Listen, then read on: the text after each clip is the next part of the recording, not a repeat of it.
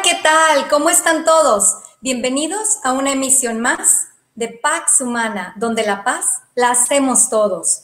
En este capítulo estamos súper contentos y de manteles largos porque vamos a tener un tema maravilloso y un invitado excepcional, el doctor Julio César Martínez Garza. Este programa es una colaboración para la Gaceta de Paz, el periodismo para la paz. Buscamos a través de este programa ver temas muy aplicables en nuestra vida a nivel intrapersonal, interpersonal, intergrupal e internacional. Y hoy pues estamos súper contentos con este tema que hoy nos honra en acompañarnos, el doctor Julio César Martínez Garza, la justicia desde la perspectiva del derecho penal y del juicio de amparo. Es un tema nuevo, completamente nuevo para mí y para muchos de los que nos acompañan el día de hoy.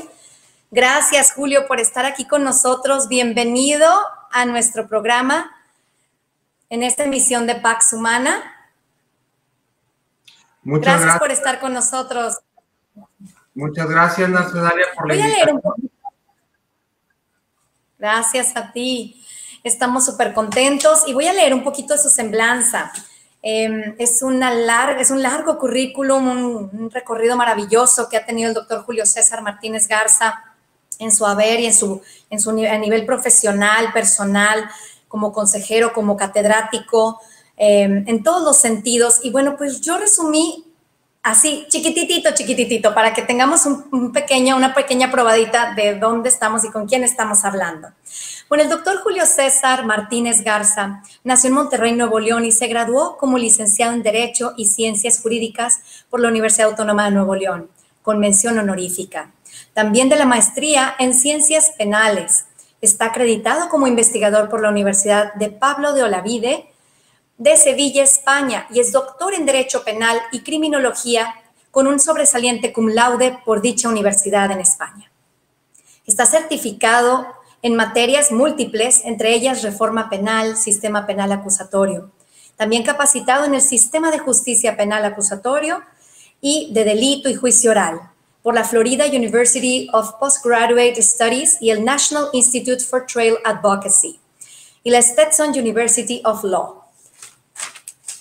Ha sido miembro del Poder Judicial del Estado de Nuevo León en la Procuraduría General de Justicia de dicho estado, asesor del Poder Legislativo en Nuevo León y director de Martínez, Cabrera y Asociados.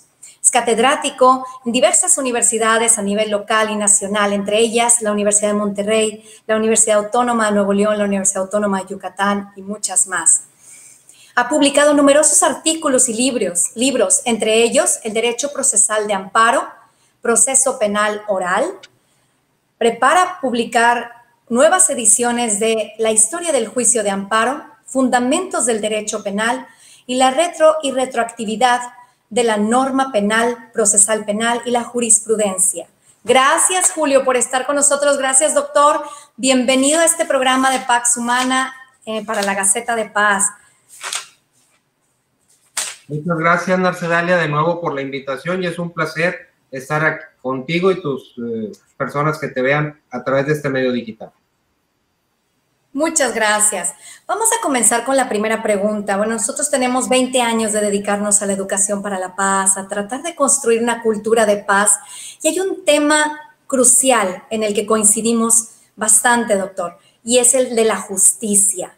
A mí me encanta este tema porque, como dice el doctor Danesh, que es el creador del programa Educación para la Paz que trajimos a México y que fue gestado en Bosnia y Herzegovina, en Canadá y Suiza, y que ahorita empezó en 6 escuelas y ahorita está en 50,000. Él habla de la justicia como un prerequisito para la paz.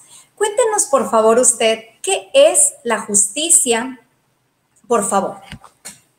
Bueno, en palabras sintéticas, Narcedalia, porque entrar con temas dogmáticos, jurídicos, pues sé que muchas de las personas que te observan a través de esta herramienta probablemente no tengan un acercamiento con la cuestión jurisdiccional, ¿sí?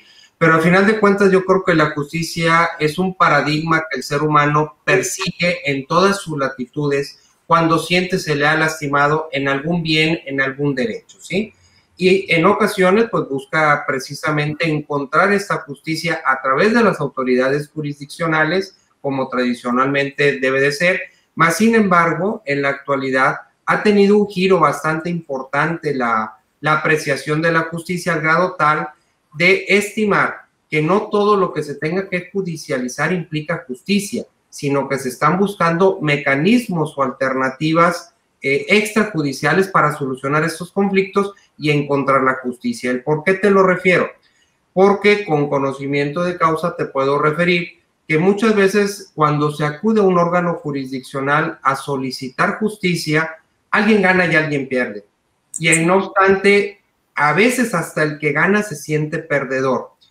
¿Qué es lo que hemos advertido últimamente a través de estas herramientas alternativas? Que al involucrar a las personas en conflicto y que ellos mismos busquen una solución, quedan muchas veces más satisfechos que si hubieran acudido ante una autoridad. Totalmente. Fíjate que ahorita estaba leyendo algo bien interesante con respecto a todo lo que nos platicas, y es que muchas veces, incluso algunas prácticas legales, generan o permiten nuevas injusticias. Y en este tema es apasionante porque ¿cómo poder comprender los procesos para precisamente de inicio a fin generar procedimientos y acciones que ya están encaminadas a la justicia desde un inicio? Como tú dices, se me hace increíble cómo a veces hasta la persona que, digamos, ganó un juicio se siente que perdió bastante en el proceso, en ese caminar. Y en ese sentido, cuéntame un poquito. Dices que la justicia tiene diferentes ramas jurídicas. Una de ellas es el derecho penal. Ya nada más de escuchar esa palabra, a uno se pone un poco nervioso porque ya escuchas penal y entiendes que es algo bastante retador. Cuéntanos un poquito qué es el derecho penal y cuál es la finalidad de este derecho. Muy bien, Narcedalia, a manera de preámbulo para poder entrar a contestar en específico la pregunta que me realizas. La justicia tiene diversos tópicos de materias jurisdiccionales que pretenden dar a cada quien lo suyo, como lo diría Ulpiano. Existe la justicia civil, familiar, mercantil, comercial, bancaria, agraria, etcétera, etcétera. Y la más fuerte de todas las maneras en que se busca la justicia es a través de lo que tú acabas de referir, el derecho penal.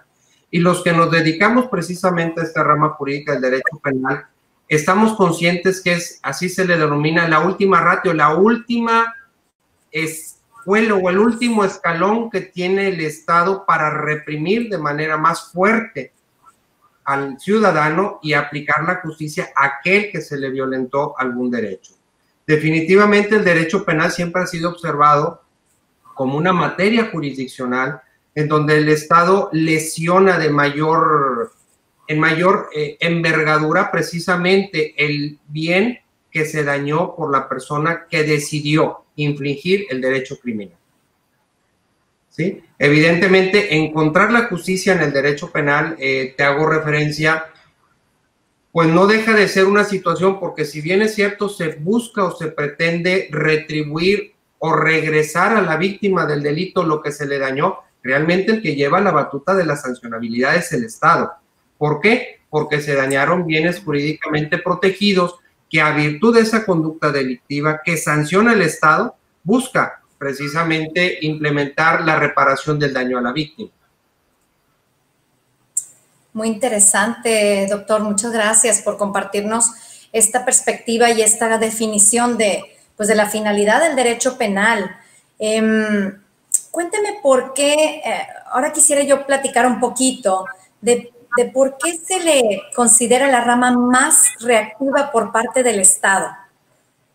Precisamente porque el derecho penal protege bienes jurídicos relevantes para la persona y para el Estado, entre ellos la vida, la libertad sexual, la propiedad, entre sus diversas variedades, el honor. Cuando una persona decide transgredir alguno de estos derechos hacia otro conciudadano, pues precisamente se rompe esa paz, esa tranquilidad que debe de existir en la sociedad y al Estado le interesa que no se vulneren esos bienes penalmente relevantes, que técnicamente es su denominación. Evidentemente, pues por ejemplo, también se puede dañar el patrimonio a través de la vía civil o de la vía mercantil o de la vía comercial. pero no es lo mismo el que se dañe el patrimonio a través de un incumplimiento de un contrato a que a través de la vía penal vayan y te roben tu patrimonio o te defrauden en tu patrimonio, que eso es precisamente una conducta ilícita que el Estado procura a través de sus dos vertientes del derecho penal, que ese es un tópico muy interesante, Narcés. El derecho penal tiene una doble finalidad de prevención general y de prevención especial. La prevención general se hace consistir en señalar en un código penal cuáles son las conductas prohibidas. No matarás, no robarás, no violarás, no te meterás en una casa ajena sin permiso, pero también te imponen la realización de ciertas conductas que si dejas de hacerlas también trascienden al derecho penal. Ejemplo, aquella persona condenada a dar pensión alimenticia a su familia, sin dejar de hacerlo, sin causa justificada, pues transgrede al derecho penal y se le sanciona. Al establecer en el Código Penal este tipo de conductas de acción y de omisión que te exigen o no hacer, también se les asocia una consecuencia, que es la sanción, que puede ser de diversas vertientes: privación de la libertad, privación de derechos, privación de propiedades, etcétera, etcétera. Pero al establecerse en un código a través de la prevención general, lo que busca el derecho penal es: a ver, gobernado, a ver, ciudadano, tú sabes que si cometes esta conducta te harás acreedor a esta consecuencia, luego entonces pues no lo hagas para que no caigas. Es decir, te hago una conminación, una amenaza para que evites caer en estos supuestos delictivos. Esa es la prevención general. Pero ¿qué pasa si la persona transgrede el derecho penal? Bueno, entra la parte especial del derecho penal. Como no obedeciste la parte general, la conminación de la sanción a la que te harías acreedor, si caías en este supuesto delictivo y lo hiciste, pues ahora entonces te aplico la consecuencia, que es la sanción. Luego entonces se dice que precisamente es de mayor relevancia o de mayor impacto el derecho penal, puesto que lo que trastoca el derecho penal es uno de los bienes más preciados para el ser humano, que es la libertad. El simple hecho de conminación, de que si cometes un delito vas a prisión, a la mayoría de las personas nos da temor y decidimos no hacerlo. Pero aquellos que lo hacen, pues ya saben la consecuencia a la que se pueden hacer acreedores, que es esta sanción. Por eso se dice que el derecho penal es el brazo más fuerte del derecho en todos los niveles.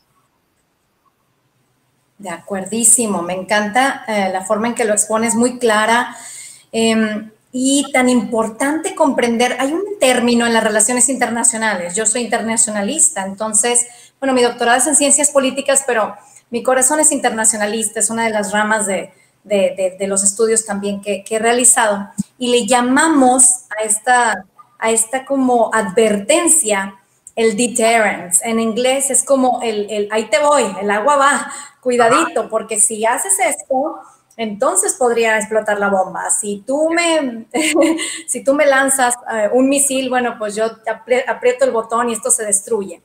Muchas veces, como tú dices, hay como una percepción de que si voy a perder mi libertad por hacer este tipo de actividades o acciones en contra del otro, en contra de propiedad, en contra de la propiedad ajena, etcétera, voy a tener consecuencias. Entonces decido no hacerlo. Está en nuestra labor como familia, como padres, como ciudadanos, en las escuelas, en nuestros lugares de trabajo, en nuestros parlamentos, en nuestros congresos, empezar a generar estas leyes o procesos en donde eduquemos a las personas a elegir, a tener una actitud crítica para elegir lo bueno y no estar siempre como buscándole a tener consecuencias en donde pueden perder esa libertad. Hay algo que ahorita te quería compartir, doctor. Fíjate que el doctor Danesh creó un programa, te digo, de educación para la paz, y él hablaba de 4 importantes elementos para la paz. Y ahorita me suena muchísimo todo esto porque estamos hablando de derecho, estamos hablando de justicia. Y él dice que un requisito, fíjate, él habla, primero pone la paz arriba, ¿no? Como la meta básica, ¿no?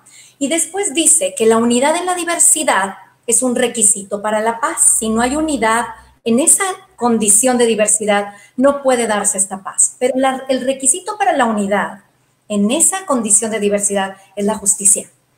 Y él dice que si no hay justicia, si no podemos crear una sociedad unida, diversa, donde, más bien en una sociedad donde esté ausente la justicia, es imposible crear paz. Al mismo tiempo que la igualdad o la equidad, que todavía estoy teniendo problemas para distinguir estos dos términos, una gran amiga me los explicó y no me lo grabé, no lo integré bien, pero el caso es que la equidad, o sea, la igualdad ante todo de derechos y oportunidades para todos. Si no la quieres tomar, bueno, pues no la tomes, pero tienes la misma oportunidad que los demás y los mismos derechos.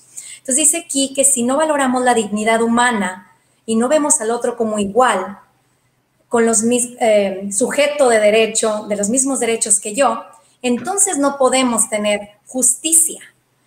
Y al mismo tiempo, esta igualdad se genera cuando tenemos la habilidad para ver al otro y tratar al otro y percibir al que está frente a mí como, pues precisamente como un ser humano también sujeto de todos los derechos, los mismos que yo y las mismas oportunidades. Y tener la voluntad de sacrificar los intereses egoístas personales por el bien común. Sin este prerequisito de madurez y este compromiso con la verdad, no puede haber igualdad o equidad, no puede haber justicia y no puede haber unidad y no puede haber paz. Al respecto quería preguntarte, cuéntame un poquito acerca de la justicia que se imparte a través del derecho procesal penal. Cuéntame en qué consiste, ¿ha tenido cambios a través del tiempo? ¿Qué es el derecho procesal penal? Muy bien. Antes de contestar tu pregunta, Narcedalia, de nueva cuenta manera de preámbulo.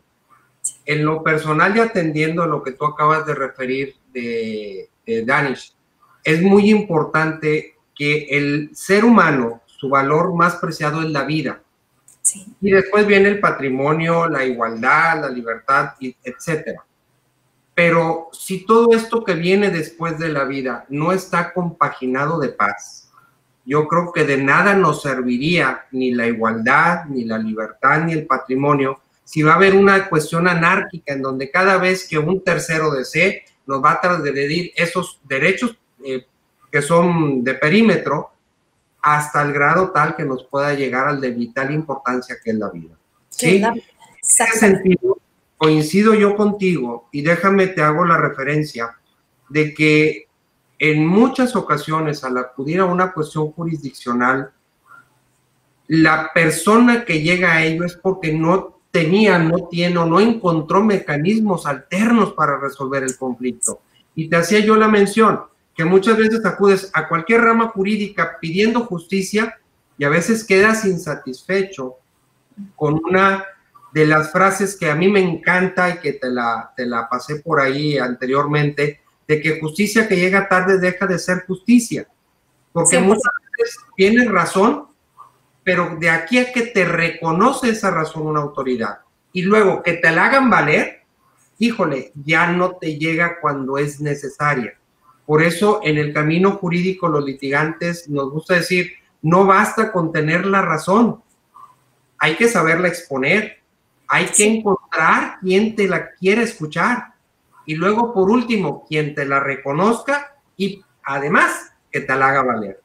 Si encuentras toda esta situación y la ves a través del tiempo, hay litigios que a veces duran 1 año, 2 años, 3 años, 4 años o más, al grado tal de que cuando llega la decisión jurisdiccional, muchas veces la persona que pidió justicia ya ni le interesa. O ya no existe, o ya no vive. O ya la había olvidado. Ello nos lleva a contestar tu pregunta. ¿Qué es el derecho procesal penal? Bueno, el derecho procesal penal es la herramienta por virtud de la cual se aplica el derecho penal. Toda rama jurídica tiene una rama sustantiva, que es la que establece, en el caso del derecho penal, qué conductas son delictivas y cuáles son sus consecuencias, y una rama procesal, que es la que viene a establecer cómo se va a adjetivizar o aplicar la rama sustantiva. ¿Sí? Okay. El derecho procesal penal es el derecho adjetivo por virtud del cual se vuelve aplicable el derecho penal a través de diversos estadios o periodos procesales hasta que se dicte la sentencia. En el caso concreto, me referías que si había habido alguna modificación, sí se han dado modificaciones al sistema procesal penal y en el estado de Nuevo León, que fue el pionero a nivel nacional, se estableció por allá del año del 2004 lo que ahora se conoce como el sistema penal acusatorio y oral, que vino a modificar o a plantear una modificación al sistema tradicional del procedimiento penal, que era netamente escrito. ¿En qué se hacen consistir estas diferencias? En el procedimiento escrito, por regla general, el juez no intervenía en las audiencias, había mucha secrecía en el desahogo de los juicios y todo era, como el nombre lo indica, de manera escrita, ¿sí? En cambio, en el año del 2004 que se implementó a nivel local esta propuesta de modificación al sistema de justicia penal y a nivel federal en el 2008 y a nivel obligatorio en el 2016 ya en todo México, implica que este sistema de adjetivización del derecho penal se realice a través de audiencias oralizadas, en donde el juez tenga que estar presente en el desahogo de cada audiencia. Y no a diversificar las etapas jurisdiccionales en el sentido de que, primero, a los jueces ya no le llegan los expedientes escritos, ya no conocen el asunto de manera preconcebida, sino que solamente lo que vale es aquello que se les exterioriza de manera oral en las tres diversas audiencias que de columna vertebral sirven a este sistema. La audiencia inicial o la audiencia de imputación, la audiencia intermedia donde se ofrecen pruebas y la audiencia de juicio, que es la columna principal en donde se desahogan estas pruebas para generar convicción o no en el juzgador para que determine, primero, si hay o no hay delito y segundo, si una persona es o no responsable por asociándole la consecuencia respectiva. Perfecto. Fíjate, entonces me imagino que este tipo de cambios ha traído más eficiencia a los procesos y más un mayor aseguramiento de la justicia. Bueno, hay opiniones diversas. Hay, por ejemplo, los que ya somos de la vieja guardia, pues tuvimos que aprender este nuevo sistema que en comparación de los estudiantes nuevos, pues llevan ese hándicap de nosotros, ¿no? Pero a final de cuentas, ¿qué te puedo decir? A ver, no es que el anterior sistema estuviera mal, ya estaba rebasado, ya eran pocos los juzgados, muchos los asuntos y tardaban demasiado en ser resueltos, ¿sí?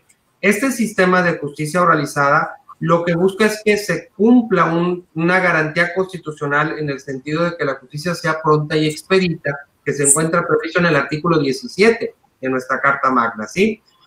Este sistema de justicia oralizado implica que se busque que sea más rápido la impartición de justicia, pero ya nos hemos estado dando cuentas, y más ahorita con esta pandemia que actualmente nos aqueja, Dalia, de que en ocasiones las audiencias se están difiriendo por diversas situaciones, como que no son notificadas las partes, porque hay recursos pendientes, porque hay amparos promovidos. Entonces, si no buscamos el punto fiel para que este sistema camine, tarde o temprano llevamos también el riesgo de que se encuentre rebasado.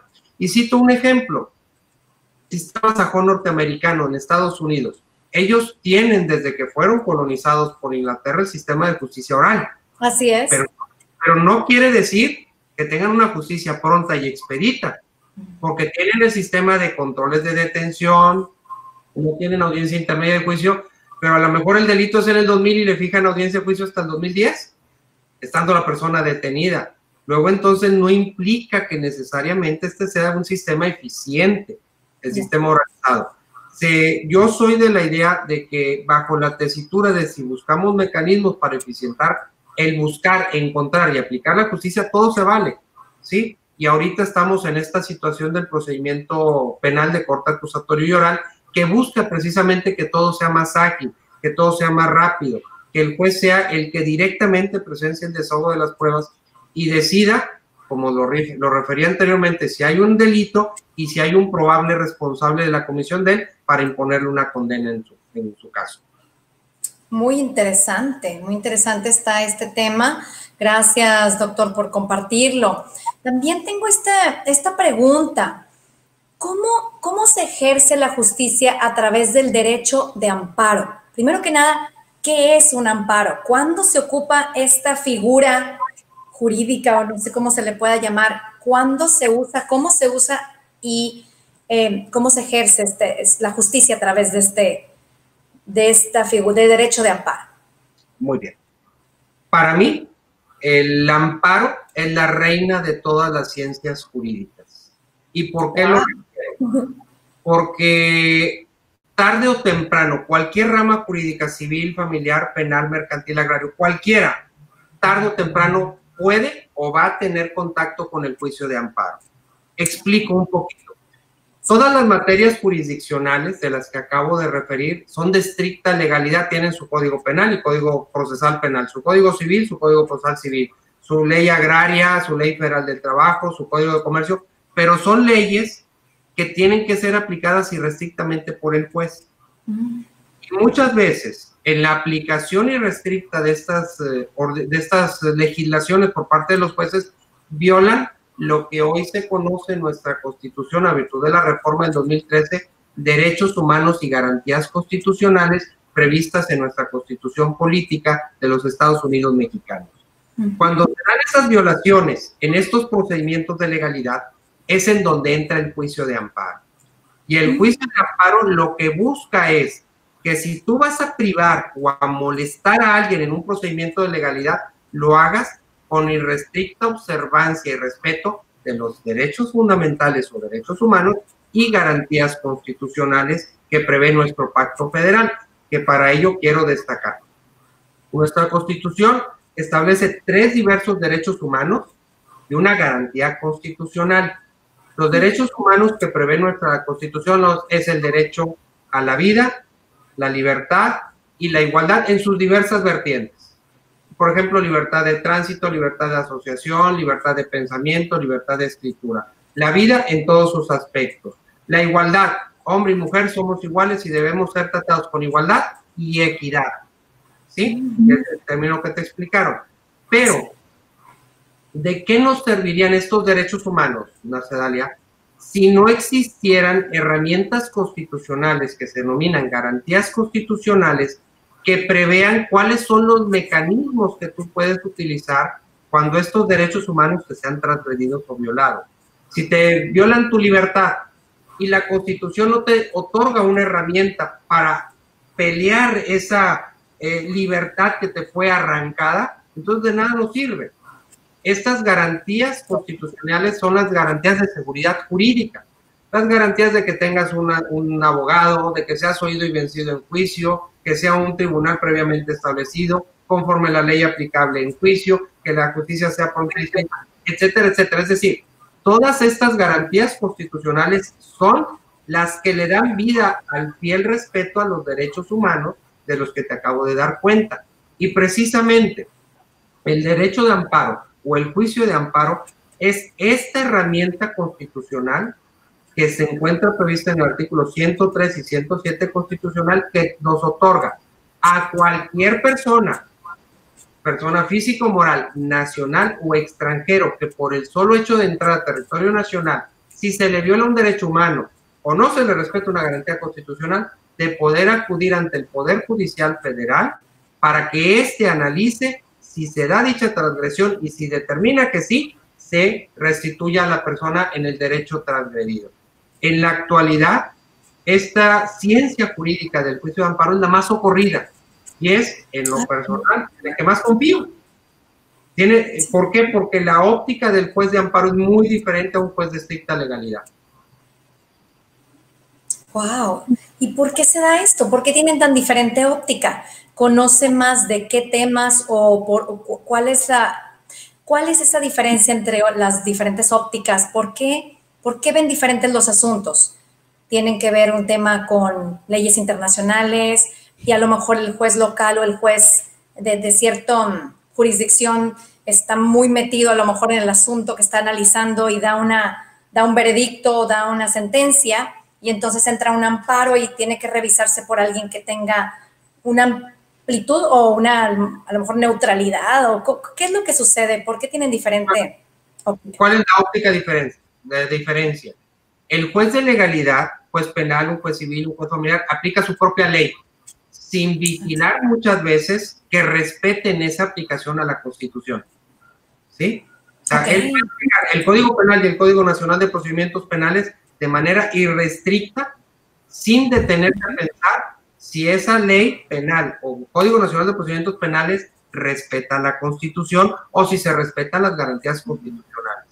Cuando la persona estima que esta actuación de la autoridad viola precisamente un derecho humano o una garantía constitucional, entonces ¿Qué es lo que hace? Acude ante el juez especializado, que es el de amparo, que su única óptica va a ser la Constitución y la ley de amparo, ¿sí? Y va a determinar, a ver, juez penal, tú que aplicaste el Código Penal y el Código Nacional de Procedimientos Penales, ¿te ajustaste a lo que dice la Constitución? ¿Sí o no? Si es sí, entonces es válido tu actuación. Si es que no la respetaste, fue inválida tu actuación y te obligo a que deshagas lo que hiciste y que le respetes el derecho a la persona que promovió el amparo. Es decir, la óptica del juez de amparo es netamente constitucionalista, de fiel respeto de que todos los actos de autoridad se ajusten a la Constitución. Me encanta, muy bien. Entonces siempre hay una instancia, como tú dices, la más socorrida, que es el amparo cuando sientas que se han violado ante la sentencia tus derechos constitucionales. Así es, así es. Me encanta. Yo quisiera, para todas las personas que nos están viendo, creo que este es un programa súper rico en información, en conocimiento.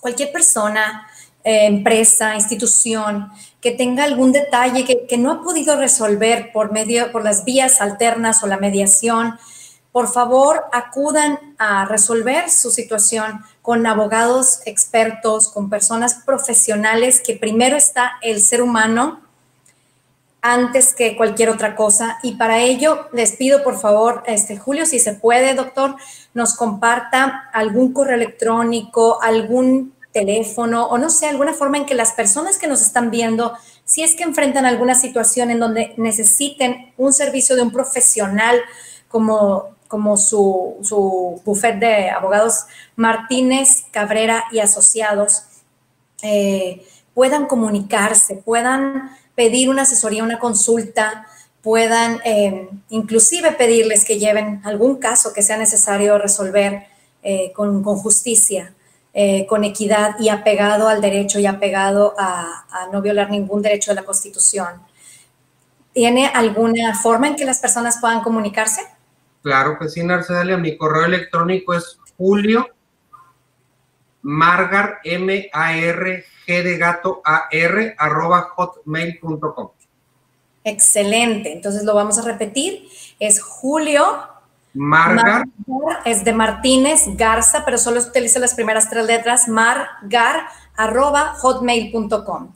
Comuníquense con el doctor Julio César, es catedrático, es un profesional, tiene muchos años dedicándose a este tema y haciéndola de una forma profesional, con justicia, siempre rigiéndose en base a derecho y pues de alguna manera puedan seguir protegiendo sus intereses y su persona, la vida, la libertad y todas las cosas que valoramos en nuestro mundo, nuestra vida.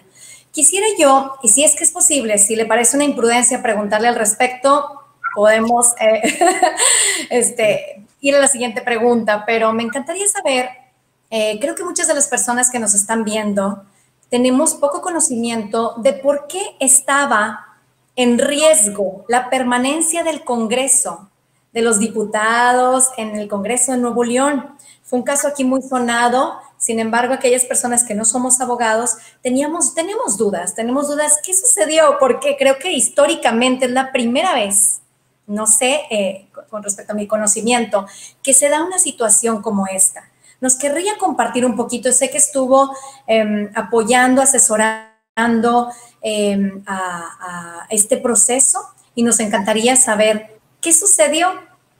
Muy bien. Es una pregunta muy interesante y que va a reflejar la eficacia del juicio de amparo, Narcedalia. Como tú lo refieres, fui miembro del equipo de legal del magistrado Ángel Mario García Guerra, que hace ya casi 3 años no fue ratificado por el Congreso del Estado en una situación que se estimó totalmente, no solamente ilegal, sino inconstitucional. Y este acto provocó que se promoviera una acción constitucional de amparo que recientemente advirtió la culminación, feliz para el señor magistrado, de que a virtud de la protección federal que se le otorgó por virtud del amparo, fuese restituido al cargo del cual jamás debió haber sido separado. Esta situación, Narcedalia, como tú lo refieres, genera un precedente nacional. No es el primero, ya ha habido otros en Guadalajara, en Ciudad de México, en algunas otras partes de nuestro querido México, pero a nivel estatal, a nivel local, sí es el primero, en donde un magistrado, con la sola herramienta de la razón y en petición de la justicia, logró vencer a los diputados al grado tal de que en la actualidad están en riesgo de que sean separados del cargo e inhabilitados por la Suprema Corte de Justicia de la Nación. Aquí, en una actitud contumaz, irreverente del Congreso del Estado, hasta en 8 ocasiones no cumplió la determinación de amparo de que restituyeran al magistrado. Lo tuvieron así por espacio de ya casi 3 años, hasta que la Corte les dijo, o resuelves o resuelves. Volvieron a no hacerlo. Y ello provocó que recientemente un tribunal colegiado esté proponiendo a la Suprema Corte la separación de estos señores diputados y la inhabilitación por el desacato cometido a la determinación de un juez federal que otorgó el amparo al magistrado. Realmente esta herramienta constitucional del juicio de amparo, en este caso concreto, refleja no solo la importancia que tiene esta herramienta constitucional al margen de las demás esferas del derecho, pero se logró vencer a un poder, discúlpame la expresión, terco, y que con evasivas y a través de mañas legales pretendían eludir el cumplimiento de esta resolución de amparo. Ahora, recientemente, el miércoles, nos acaba de hacer el honor el señor magistrado de invitarnos a sus equipos de abogados para estar con él en la toma de protesta en el Congreso. Sale de la toma de protesta y fue triste escuchar a algunos diputados que decían, bueno, ya lo reinstalamos, ya no va a pasar nada en la Corte. Se les olvida a estos señores diputados que el procedimiento continúa. La Corte va a entrar a analizar si desacataron la determinación constitucional de amparo y si ello origina su destitución como diputados, su inhabilitación para ejercer cualquier cargo público y además un procesamiento penal en su contra, puesto que hay un delito penal federal que viene contemplado en la ley de amparo. Se llama desacato a un mandato de autoridad. Y en el caso particular, aquellos diputados que más o menos le entienden a la esfera jurídica tienen no solamente temor, sino ya vislumbran la consecuencia que viene. Claro que sí. Es un paso, yo creo, muy importante para Nuevo León. Se habla mucho en nuestro país de impunidad y bueno, creo yo que en efecto sí puede existir en muchas áreas esta impunidad de la que tanto estamos, bueno, ahora sí que quejándonos los ciudadanos, las personas, pero en este sentido creo yo que se logró un paso muy importante, porque es usar el poder y la inteligencia y la razón, como bien lo dices, y la Constitución y las mismas reglas establecidas en derecho para romper con poder, precisamente porque fue usado el poder. Entonces, ahora sí que efectivamente nuestra Constitución se cumplió. O sea, como dices tú, el poder haber usado este derecho de amparo hizo posible que se cumpliera la sentencia para bien. Sí, que se cumpliera la sentencia y con su reinstalación. Y lo que es digno de referir, Mercedalia, es que la actuación del Congreso en insistir en muchas ocasiones en no reintegrar al magistrado, en no reconocerle su derecho, no solamente generó perjuicios a los ciudadanos neoloneses al mermar la impartición de la justicia, sino que logró vencer intereses políticos y líneas oscuras existentes al interior del Congreso que resuelven no con las aras de la razón y la justicia, sino por intereses subjetivos y mezquinos, porque la persona que está ejerciendo de manera correcta un cargo público no les es útil para sus intereses. Esto no puede ser permitido, y si como ciudadanos dejamos nuestros derechos, es en la medida en que estas autoridades lo van a seguir haciendo. Queda claro que esta valentía del magistrado de ir en contra del sistema, de uno de los 3 poderes constituidos en el Estado, como lo es el poder legislativo, y vencerlos, y luego todavía ir a su propia casa con esa entereza del magistrado a tomar protesta para volver a su cargo, demuestra, insisto, que el juicio de amparo es la reina de todas las ciencias jurídicas en México. Es la que viene a determinar si cualquier otro procedimiento legal se ajusta o no al fiel respeto de los derechos humanos y garantías constitucionales. Me encanta ver este tipo de acciones y de pasos donde sabemos que aún con toda esta ola de impunidad también hay instancias de justicia, de luz, de búsqueda de la verdad. Hay una frasecita que anoté por aquí que me encantaría decirla, invitarlas a todos los que nos están viendo. Dice, para construir la paz es necesario un compromiso con la verdad, aunque represente un reto muy grande, apegarse a esa verdad, con la honestidad, aunque sea autoincriminatoria, con la unidad, aunque sea exigente, y con el servicio a otros, aunque cueste. Con todo esto, será posible lograr la paz. No es fácil, o sea, creo que la misión de tu vida, doctor Julio, que has elegido es muy retador, pero también creo que es muy satisfactorio, no solo para ti como profesional y persona, sino para todas aquellas personas, ciudades enteras, como estados enteros, como en este caso el de Nuevo León, en donde acciones tan impactantes, tan interesantes, tan necesarias fueron hechas por tu persona y por tu equipo para que se haga justicia, para que se busque la verdad, para que se respete la unidad y se pueda construir verdaderamente la paz y el apego a derecho. No quisiera que termináramos nuestro programa, pero sé que tienes muchísimas cosas que hacer, doctor, y me encantaría que nos dieras alguna reflexión final con la que las personas que te estamos viendo ahorita nos vayamos pensando y repensando, sigamos estudiando, investigando, aprendiendo, profundizando en estos temas. Hablamos del derecho penal, hablamos del derecho procesal, del juicio de amparo, hablamos de casos muy prácticos. Hoy aprendí muchísimo.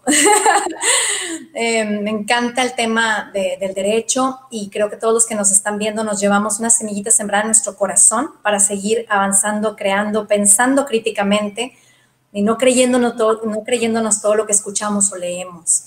No sé si quisieras, antes de terminar, también honrar tu vida, honrar tu familia. Tengo el privilegio de conocer a tu familia y es una familia hermosa, un hogar maravilloso. Estoy muy orgulloso de ustedes como profesionales y como personas. Cuéntanos, danos un mensaje final para concluir nuestro programa, por favor, doctor. Bueno, quiero, si me permites, 3 mensajes. Encantado. Primero, hacer remembranza de una persona muy querida para mí en el ámbito jurídico, padrino mío.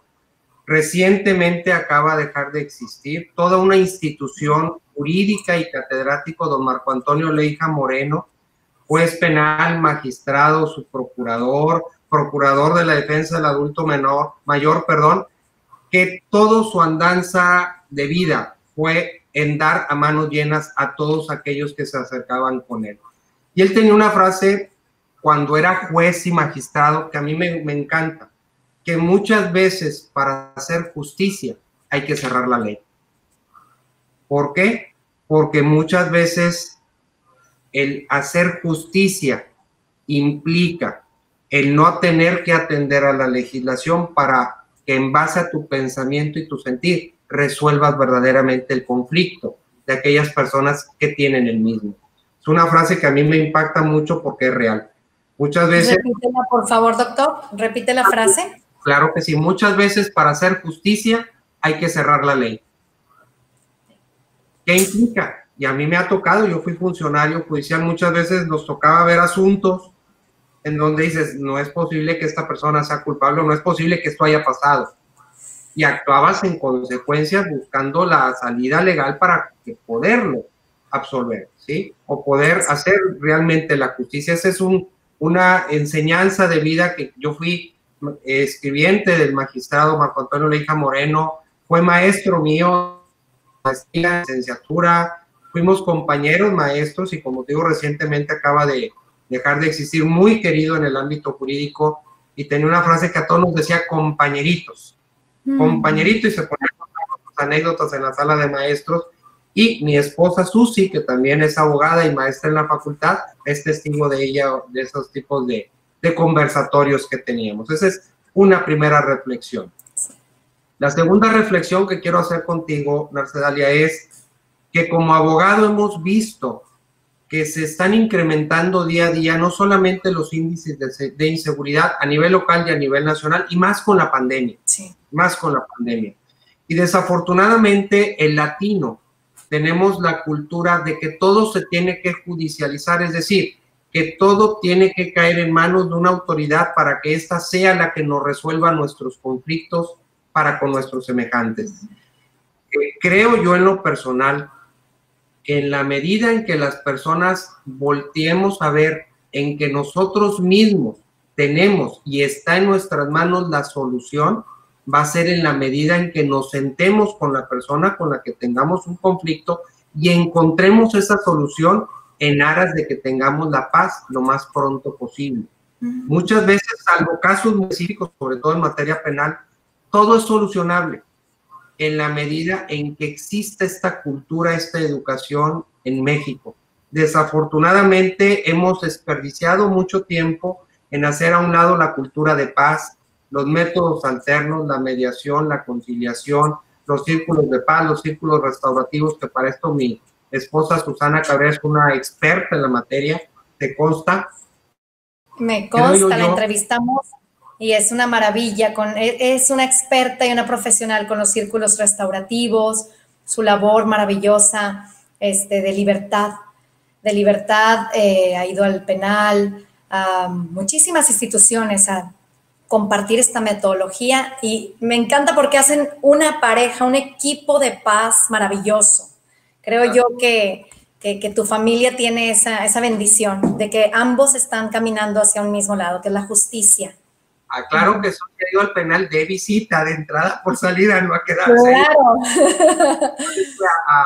A generar estos círculos de paz y a compartir con las PPLs todos sus conocimientos, lo cual para mí es muy admirable. Y la realidad, para concluir este segundo tópico, en la medida en que nosotros nos decidamos que la paz es un principio que siempre debe estar en nosotros y que por todos los medios debemos de buscar, nada perdemos en tratar un mecanismo alternativo que nos solucionaría más rápido el conflicto en aras de esa paz. Nos va a llevar menos tiempo, menos gastos y yo aseguro menos insatisfacciones.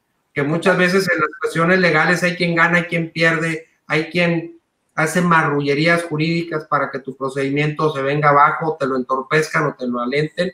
Y yo creo que en la medida en que volteemos estos mecanismos alternativos, va a ser muy benéfico para la sociedad neolonesa. Y por último, Narcedalia, reconocer, como tú lo acabas de hacer, a mi esposa Susana Cabrera, a mis hijos, Mayra Fernanda y Julio César, el enorme apoyo que siempre he encontrado en ellos para que me permitan deambular en el mundo jurídico y en el mundo profesional y de la cátedra, precisamente platicando las experiencias y los pocos conocimientos jurídicos que tenemos. Y agradecerte a ti en lo personal esta invitación que me has hecho. Quedo eternamente agradecido por conocerte, aunque sea a través de esta plataforma virtual, el que me hayas invitado a compartir con tus radioescuchas y televidentes precisamente estos temas muy amplios. Ahorita son pequeñas probaditas porque hablar de derecho penal, vaya, pues es muy extenso, hablar de derecho procesal penal es muy extenso, hablar de amparo es muy extenso. De las tres obras, de los tres tipos de derechos de los cuales tengo obras publicadas, ¿sí? Entonces, sí es muy extenso y fueron pequeñas probaditas en atención al tiempo y las ocupaciones, pues que tanto tú como tu servidor tenemos y ponerme a tu disposición y a tus órdenes. Muchísimas gracias, doctor Julio César Martínez Garza. Gracias por estar con nosotros. Si las personas quieren adquirir un libro de los que usted ha escrito, ¿dónde los pueden encontrar? Repito, el correo electrónico del doctor Julio César es juliomargar, hotmail.com. Él tiene un despacho con su familia, Martínez Cabrera y abogados asociados. Son todos abogados y maravillosas personas, me consta, para que aquella persona que necesite resolver alguna situación que no ha podido ser resuelta por la justicia alternativa, por los métodos alternos, la mediación, los acuerdos extra por fuera del tema del sistema penal, por favor acudan a Martínez Cabrera y Asociados para que les puedan, por favor, ayudar. Y los libros, queremos saber dónde podemos encontrar sus libros, dónde podemos comprarlos para leerlos y aprender un poquito más el tema. Sí, como no, Narcedalia, mira, son 2 textos ya publicados, Derecho Procesal de Amparo y Proceso Penal Oral. Los publica la editorial Lascano Garza, es una a nivel local, y a nivel nacional Flores Editores, y se encuentran en librerías Gandhi y en Porrúa. Excelente, para que todos los que nos están escuchando lo busquen. Si Dios quiere, para finales de este año, la editorial Tirando Blanche, que ya es una impresora internacional, voy a tener el honor de que me publiquen una tercera obra de derecho penal que se intituló El Delito. Es la parte general del delito, cómo se inicia la cuestión del derecho penal, ¿sí?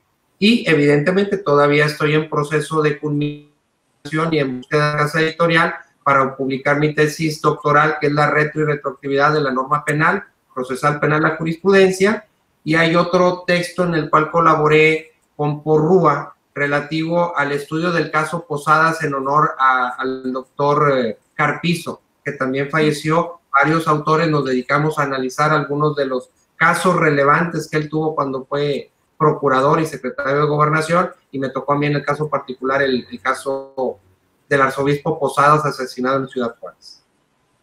Maravilloso. Por favor, busquen estos textos, creo que nos traerá muchísimo conocimiento, aprendizaje, trascendencia, conocer todos estos temas y aplicarlos en nuestra vida diaria.